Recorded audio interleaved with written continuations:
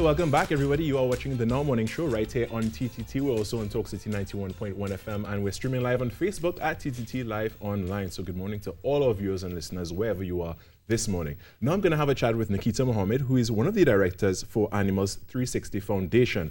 Now, in the season of Christmas, good morning. Welcome. Morning. Thanks for you. being here.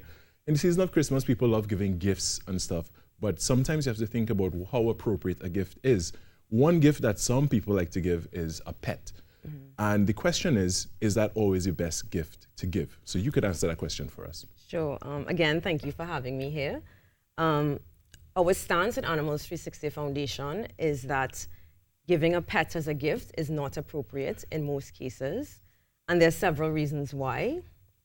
So a pet represents, it's not a toy or a game or an object that you can dispose of or give away once the novelty of the toy has worn off. Right, yes.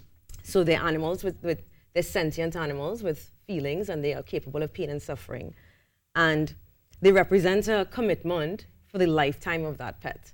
So in some cases, we're talking 15 to 20 years. Yeah, that's right. Right? They also represent a financial investment, and a significant financial investment if you're doing it right as a pet owner.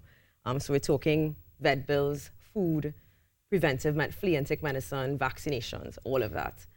So the time commitment, the financial commitment, you also have to consider the lifestyle of the person that you're giving this pet to. If they have the time for it. If they have the time, but also maybe the person is considering moving to a different location, to apartment. Many places in Trinidad are not pet friendly. Very true. So what would happen to the pet in that case? Yeah.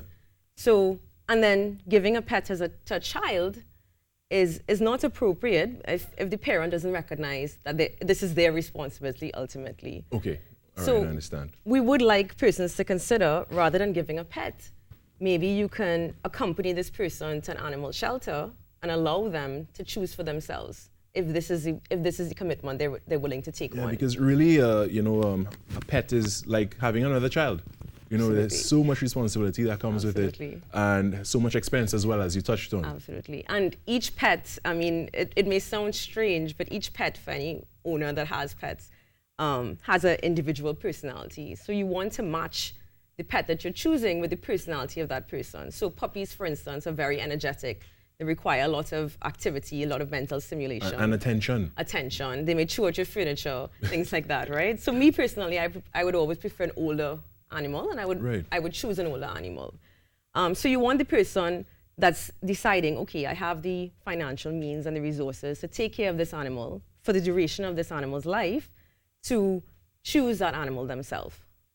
Definitely. And one of the other issues that comes up in this season especially, so aside from how inappropriate it is for someone to just foist a pet on someone as a gift, there's also the celebrations in this time that includes fireworks, and from what I've learned is that pets don't do very well when it comes to fireworks and loud noises and such. Yeah. Expand on that for us. I take it you don't have pets. Yes, I do. Okay, I do, you do? Yeah. Okay. So you know what it's like. Yeah, I know. We have to take them in the house, and we have to make sure that they're calm and stay with them and stuff. And So our stance is the fireworks can have a really detrimental effect on the most vulnerable in society. So besides animals that can become very afraid and can escape and get lost and get injured, that we also have to consider the effect on the elderly, on the differently abled, on sick persons.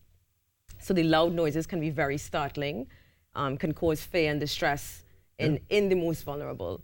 So particularly in animals, every year, and now what happens is that we have fireworks throughout the year. It's not just from Diwali to New Year's. Yeah, it's throughout every occasion there's fireworks.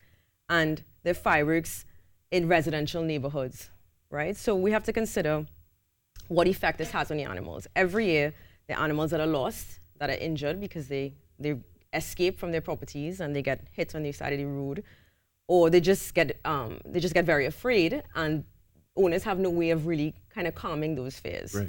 So I myself, I can't even go out for all years now anymore because I have to be with my animals, because Santa Cruz becomes like it's just fireworks everywhere. Yeah. So what advice would you give to pet owners, during this time where there would be an increased use of fireworks and such? Well, unfortunately, while we continue to allow Joe Public to use and discharge fireworks in residential areas, which is what we're advocating against, then owners necessarily would have to stay home with their pets, you know, keep them indoors, keep them secured.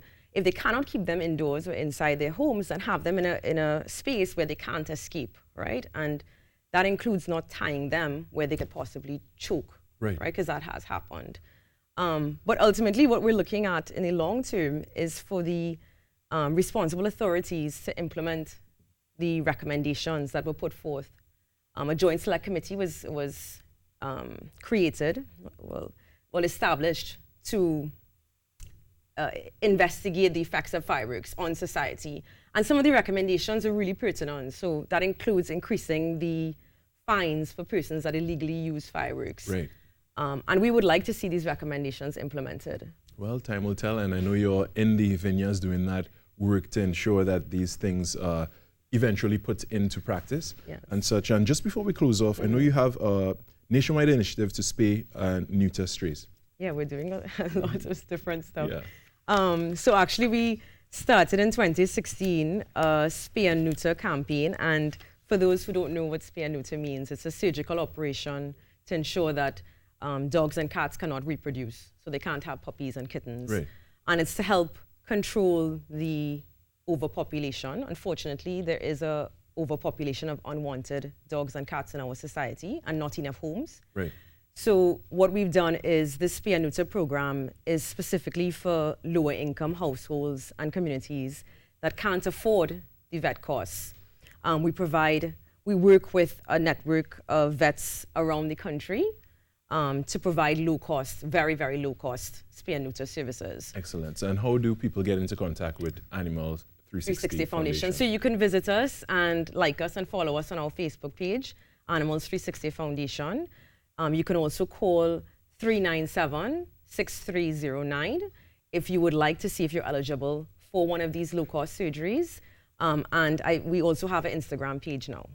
So same, Animals 360 Animals Foundation. 360 Foundation. All right, I want to thank you so much, Nikita Mohammed, one of the directors of Animals 360 Foundation, for joining us this morning and educating us on, what we can do in this season as pertains to the welfare of animals. Thank you. And of course, throughout the year as well. Thank you for caring about the animals. Oh, yes, for sure, for sure. All right, now we're going to take a short break and come right back. Stay with us.